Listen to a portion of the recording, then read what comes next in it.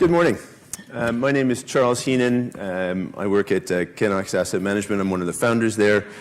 With Jeff Legg, I run the investments at Kennox. We've got about $500 million US under management. And thank you very much for the chance to present to you today. Let me start. Excuse me. Let me start by saying that the focus of today's speech is on research and on the specific idea, but we're big believers in the holistic. So I want to briefly touch on a few of the other aspects of asset management that we feel are essential. These are aspects that are key to getting a well-rounded investment firm. Philosophy, decision-making, portfolio management, and resolve. And by way of introduction, let me first say something about that last point on resolve. This boils down to one question. Do you have the mettle to stick to your guns when the going is tough? And I'm sure if the value managers in this room will understand the last few years have not been the easiest for a lot of us. So essential to that for us is the structure of Kennox. That has been unchanged in the last 12 years that we've been working together. We're aligned. We make no compromises on how we run money. So Jeff and I have 100% of our equity wealth in the fund. We see all investors as co-investors. That independent point is absolutely core to us. The founders of of the business are the owners. There are 4 of us. And lastly, we're focused. We do one thing and one thing only. We have one product because we can believe you can only be 100% committed to one thing. So taking together this alignment, independence, and focus, we're trying to minimize the focus, the forces that push us towards the consensus, towards the benchmark, towards what's fashionable. In other words, that might undermine our resolve in doing what we think we do, which is a little bit different. So put together, these give us the best environment that we think we can make to make a very strong, differentiated, powerful returns for us and our clients. Just a few minutes on philosophy. Again, context is very important on any idea. Value means different things to many different people. So what does it mean to us? 2 key points here for us is risk focus and differentiated. So I'll start on risk focus. It's one of our key objectives. It's always at the forefront of our mind. And our history has backed us up on this one. First of all, you can see the majority of the time we've been able to achieve lower drawdowns in the market. These are the drawdowns. 10 out of 12 we've come down less than the market. That comes at 12% drawdowns for the market. We draw down at 5%. Also on volatility, you can see the classic standard deviation on the x-axis. We're quite far off to the left and traditionally have stayed quite low volatility. Risk is inherent in what we do. It's always what we think about, and the whole investment philosophy and process revolve around this. So hopefully that'll come through as we go through the process. The other side of this was differentiated, and just a slide we use here. We're buying when things are difficult, in times of uncertainty, in times of headwinds, and you can see that they come right time and time again. So it's powerful, interesting, yes, but the key here is that it's differentiated. It's differentiated from growth. It's differentiated from momentum. It's differentiated from what a lot of the market is trying to do. Why does that matter? It comes down to that mean that our performance can be very different to markets, and that's important especially because it can come through even in very tough markets. So risk focus and differentiated are 2 key objectives. How do we go about this? First off, we take advantage of an anomaly. The market has a tendency to massively overreact when even the highest quality company is facing a period of short-term uncertainty. We like to call those headwinds. These headwinds cause the share price to move. Is it a genuine opportunity or not? Only if the headwinds are temporary. So that's what we spend our time thinking about. We challenge the consensus, and if we find that the consensus is overly pessimistic about the headwinds, then we have a genuine opportunity. To exploit this inefficiency, our first point here is time. If you can think longer term than the market and be patient, it's a great strength. So you need to be patient to wait for opportunities, be very selective. You have to be patient to hold while those headwinds turn to tailwinds. And we do think this is very rare. So we run a 29-stock portfolio. Our turnover is about 15%. That means we're looking for 2 to 3 ideas a year. We do also think in terms of quality. Everyone, again, talks about high quality, but again, how do we think differently? Quality is often associated with growth. For us, actually, quality isn't about growth, it's about sustainability.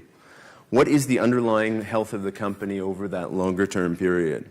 So our view of quality is more about focus on risk and less on growth and return. So we do have sector leaders. We think all our companies are sector leaders, but let's see if we can back it up with other risk factors, always looking for low levels of leverage if we can find it. And you can see we have low absolute levels and low relative to the market as well. Management, we're always looking for the long-term time frame. So about a third of our companies are owned, family-owned, have a shareholder that's aligned to that long-term time frame. And lastly, track record. The average age of our company is 60 years in the portfolio. And as a risk focus, that's lovely because you can see how they've gone in the tough times as well as the good times. Moving on to the last piece in our puzzle, the valuations. Market's currently asking 25 times earnings for a lot of companies. We think this is too high a number. It's implying a very low return for a risk asset. And then often you're looking at current earnings, and we're saying, well, what happens if current earnings are overstated or bloated? So what we look for is a multiple. We're paying up to 12 times. That implies a risk return rate that is high enough for your risk asset. And secondly, we look at sustainable earnings, so what a company can realistically sustain over the longer term. So in a nutshell, this quality, valuation, and time, you put them all together is very, very powerful. I'm going to spend just another second on that idea of sustainable earnings, what we see. So Jeff and I developed this as a way of getting a conservative estimate of what they can earn, again, over a longer time period. This is the outcome of all the research, so all the digging and the philosophy put together, and it comes down to a few considerations, always looking for a concrete competitive advantage. Can you come up with something that makes you think, hand on heart, in 10 years' time, your company will still be generating good profits? But also, sustainable earnings discounts peaks, so we're discounting whatever it takes, sometimes sales, earnings, margins. We're marking down companies with leverage. We're always analyzing the cash flows alongside the accounting earnings, looking for the accounting anomalies. And overall, you're trying to take out any over-optimism and build in a significant margin of safety. So aligned with our long-term horizon, the sustainable earnings is logical, and it gives us an unemotional basis to make rational investment decisions, especially in extreme pricing environments. So coming on to what that actually looks like in practice, and for those of you, I'm not sure how easy it will be to see at the back there, you can see that this on this side here is in the bar chart in the back. It's very light blue. That's the historic earnings when we're looking at our company. This company, we've done our research. We've said that we think this is a real sector leader. You can see the reaction in the share price as they've come under pressure for a bit of news. And we're saying, we think this is a sector leader, but we're still going to be conservative. We're still not going to give them any benefit. This is our sustainable earnings number, and it's a touch over the lowest number it's been in the last 10 years. So we think we're being conservative there. On the right, we've put up our sustainable earnings multiples. That's at 10 times, 15 times, and 20 times. These are a buy and sell discipline. We're buying it under 12 times. Between the 15 and 20 times earnings numbers, we say this is going to be a smaller holding for the position. And at 20 times, we think it turns into a growth investment, and it's probably for someone else. So our view on this company that we're researching, it's on 12 times sustainable earnings. That's a genuine opportunity. How interesting. Overpaying is a risk for us. This valuation discipline, a low multiple of a conservative sustainable earnings, that's a logical outcome to protect against this risk. So coming on to the stock of today, normally value management is about the ick factor. I very much enjoy that. I think it describes a lot of what we do. It's about the unfashionable and forgotten bits about the economy. Today, I'm going to talk a little bit about an exciting opportunity. It's around one of the most powerful trends in the global economy and the global markets right now, and that's the move to mobile. It's the communicating, browsing, transacting, gaming all over on mobile devices. And it's important to say, no, I am not going to pitch you Apple. That is not what our view of risk. However, does it feel that the market is implying that Apple is going to take all of the profits in the sector? Is it? Obviously, history says it's not. You have to have multiple players making money across the sector, or there isn't the investment necessary to maintain what is has become an essential service. So we're saying maybe, but another question, is there any value in this, a mobile phone tower? Actually, not much. But what happens if you had a network of them? And if you had the best network of all your competitors? And you had the systems and the software to connect them to the phones, building and customer support systems, stores and distribution, brand in the market. If you've got all these, suddenly the barriers to entry are very, very high indeed, and we think they've got real value. On top of that, what happens if you can get that in the world's second largest economy and one of the fastest growing economies in the last few decades, a veritable miracle. As I said at the beginning, we are all about risk. There is a low-risk exposure to get a trend in this trend towards mobile. It's got a few advantages: oligopolistic, agnostic to big brands, and the business model by its nature is using the network effect to create huge amounts of cash. So we do think there are ways to make money other than Apple in the market, and most interestingly for us, it's also available with lower risk, in our view. I don't need to tell you what company we're talking about before. I've said both the words. It's China Mobile. So it's the largest mobile company in the world. It's got about 1 billion customers. That's more customers than the third, fourth, and fifth largest countries have in population. Also, it's got the best network in China. So at first glance, this looks like a great franchise. And make no mistakes, this has been one of the great growth companies in the world. Has been. 2008, 2007, 8, that sort of period, it was up there. Look at how quickly things are growing. Look at the subscriber base is growing, the profits as well. And also, it had two of the hottest buzzwords of the time, which were China and mobile, both in the name. Wonderful. So it was one of the great hot stocks, growth stocks of the world. But fast forward, a variety of reasons come till now, and it's fallen from grace. How interesting. That's where we start to say it's interesting. But let's do our research. Let's distill down to the key ideas. Let's go through all the detail, but come down to the key ideas. Our process is always to challenge the consensus. See if we can find those concrete competitive advantages. See if we can get conviction. So what's the consensus? China's economic growth is slowing. Is that going to slow forever? Mobile infrastructure is dull. Apple is all the excitement in the sector. And China Mobile is going to spend themselves to death. Well, first off, let's start talking about the economy. We have no more information in the short term than anyone else about what's going to happen to China's economy. But remember the point on time from our philosophy. If you can really think in long-term time frames, you have a great advantage over the market. What's the long-term outlook for the Chinese economy? No doubt there is risk. Levels of debt there are very high, and I don't need to tell everyone here that it is run by a communist government. So without doubt you have huge risks. But equally, China's economy is big enough to matter on a global scale. It's got a hardworking and I would say even innovative population, and it can be a fearsome, fearsome competitor, as many, many people have and industries have experienced over the last little while. This has been a real miracle over the last few decades. And it's now the world's second largest economy, with some not unreasonable expectations of becoming the largest. All in all, we think this is something that could be very interesting, but it is still risky. So our view is, if you can own the core infrastructure, is the best, the most attractive way to get exposure to these emerging economies. So having the safety of a pipes-in-the-ground type investment is very attractive when you have a volatile but growing economy in the longer term. So emerging markets are exciting. To offset the risk here, go for the safest possible investment. Second point, Apple wins all. Apple's exciting, China Mobile's dull, the market isn't interested in dull. Well, let's think about this. There is no chance that the telco providers of this world won't make enough money in the long term.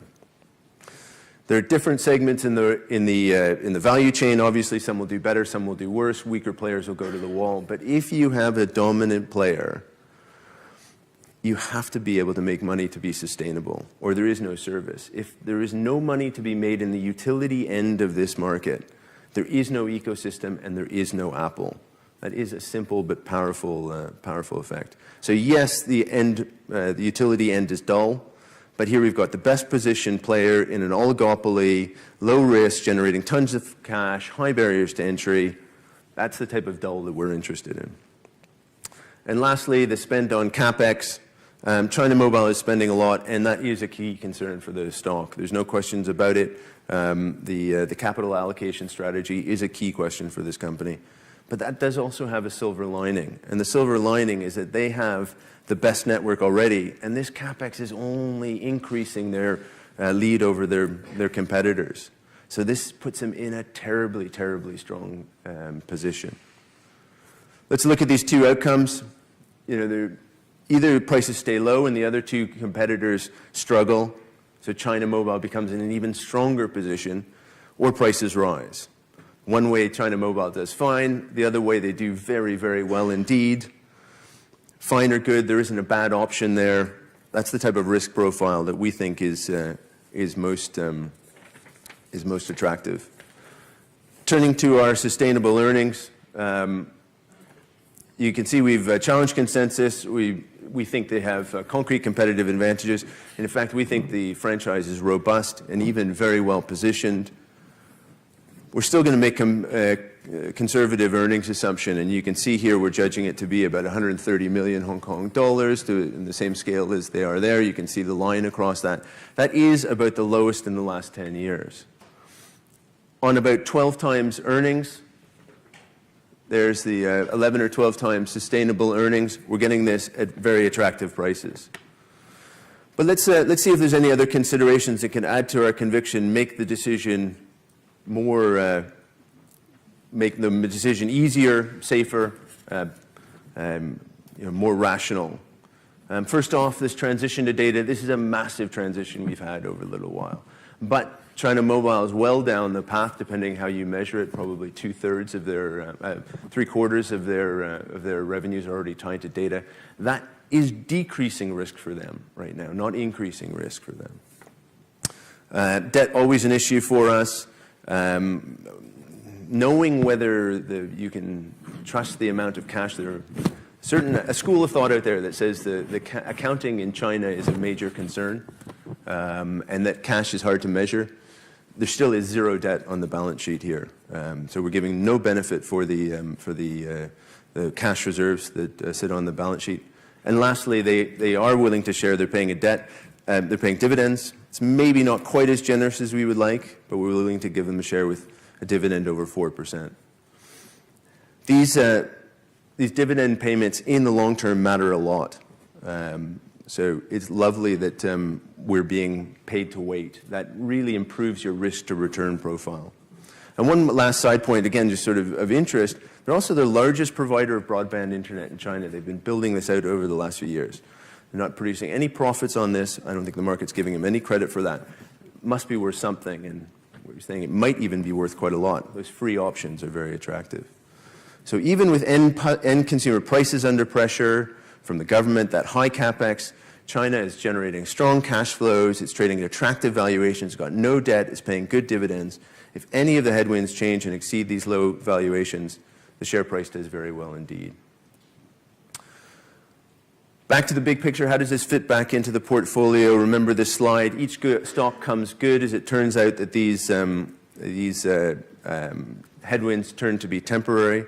But let's go one step forward. These are very differentiated from each other. They all have very different underlying profit drivers, because that for us is portfolio management. It's about diversifying the underlying profit drivers. It's the factors that drive your revenues and the factors that drive your expenses. That's what matters, not where it's listed or what sector it's in.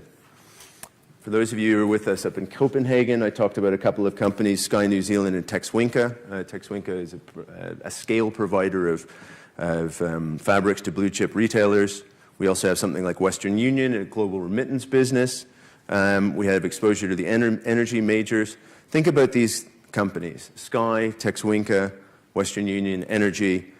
They're very, very different underlying profit drivers. So there's no one factor that can affect a large percentage of the profits of these holdings. For us, that's robust portfolio management. China Mobile's got a great franchise, and it's got a very distinct risk profile, and it fits very well in a differentiated way into the rest of our portfolio. Coming on to the conclusion here, don't forget the world that we live in is not normal. The quantitative easing, the trillions of dollars we've seen in the last few weeks, there are trillions of dollars now trading at negative interest rates. We've got the central banks, the balance sheets of the small planet. These are not signs of a normal world and financial system. But to give you the best chance of success in these uncertain times, you need to call on all aspects of fund management. Sensible and differentiated philosophy, that resolve to stick to it through thick and thin. Do your in-depth research. That can lead to conviction. Conviction makes it much easier to make sensible decisions. And then engage balanced portfolio management to add yet another layer of risk control. We think China Mobile is attractive. It's risk-focused, differentiated stock, and a powerful example of showing all these aspects of fund management. Thank you very much.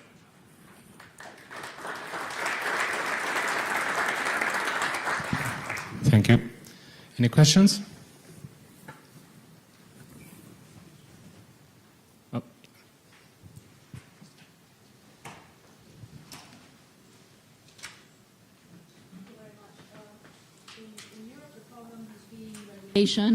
Which is conditioned whether these companies make money or not, and whether the focus is on the consumer or on the investment. So as China is centrally planned, what is their plan for China Mobile? Yep, no questions about it. Government, as you say, regulation makes a huge difference. At the same time, they're also controlled by this is controlled by the company, by the government. As I said, we think they're facing a lot of the headwinds right now. The government is putting a lot of pressure and has brought down the rates aggressively recently. So putting huge pressure on that, that does affect the profitability. We think we're still getting it, at reasonable valuations, even with the risk of government intervention being very high. You look at it, there's no questions about it. The potential for governments to mess with it makes a huge difference. The thing that gives us a huge bit of comfort here is your positioning against your competitors.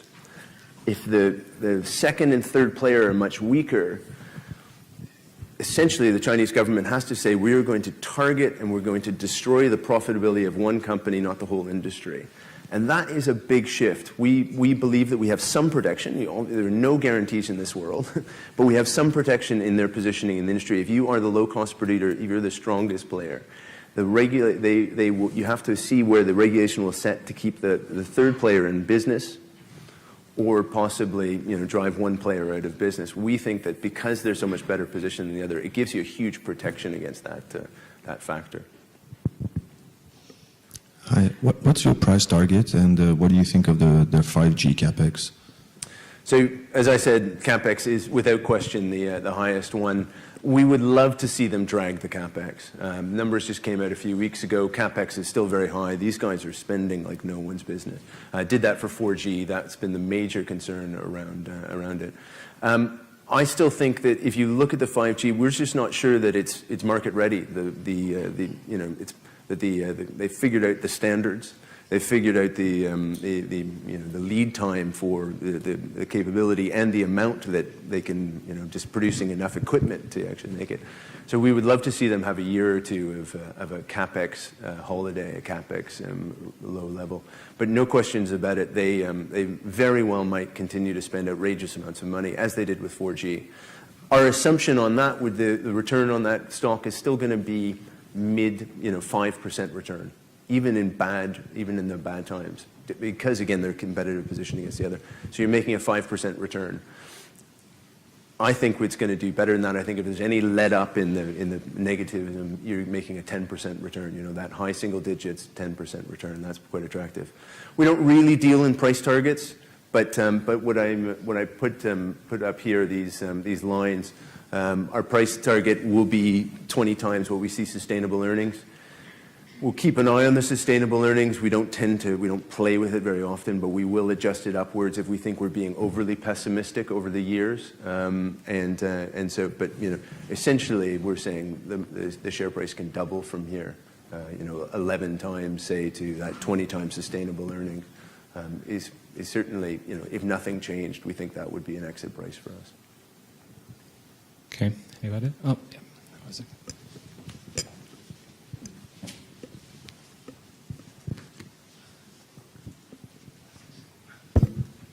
Thank you very much for your presentation.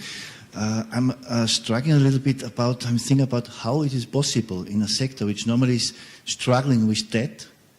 How is it possible that they are they have cash levels? So debt-free or even net cash? How could they finance the huge rollout of investments? It's, I can say all the Telefonicas of the world are struggling with debt, huge debt positions. It's got $60 billion in cash, if you believe the Chinese accountant. And a lot of people say don't believe it, but who knows? But the debt levels, like that is much harder to fiddle, even in Chinese accounting. The debt levels are much harder, is zero. There's nothing on the balance sheet. It just shows you how incredibly strong a position they have. They are, you know, you have to look at it in the context of China Telecom and China Unicom, which are the other two competitors.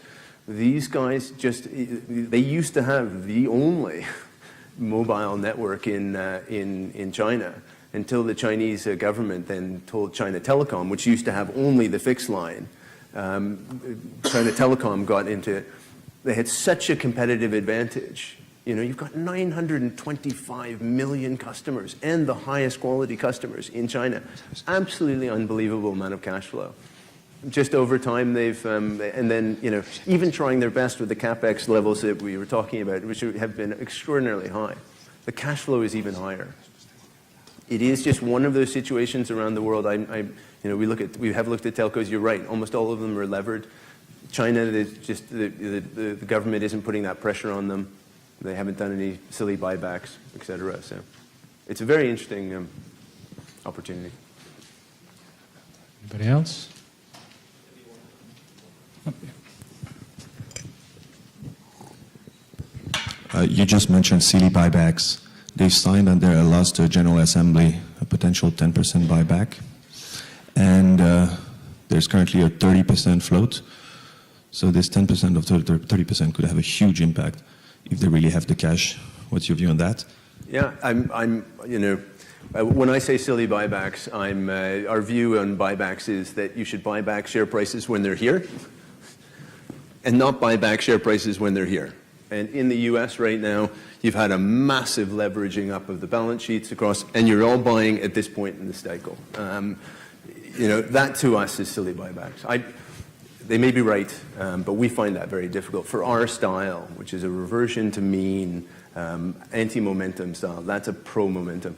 So that's in the US. On this one, for them to buy back, you know, the major concern you have with them is that they're an arm of the Chinese government. If they bought back 10% of the shares, that does terrible things to liquidity. I don't care about liquidity. Because we're not momentum players. We want to hold this stock for 10 years and make lovely returns for 10 years. I think if they were to buy back some of those shares, that is very sensible. At these prices, very, very sensible. I'd be very happy with that. It's you're getting free options. That's what you love to see. You want to see if things work out, you know, if everything goes horribly wrong, and I think it is very difficult for them right now because of the cash flow, we're going to do okay. And if you're getting enough free options, like this broadband internet is an absolute free option, the cash is a free option, the buybacks to us, those are free options. Those are the types of things that make a very attractive risk to reward. Okay. Thank you very much. Thank you.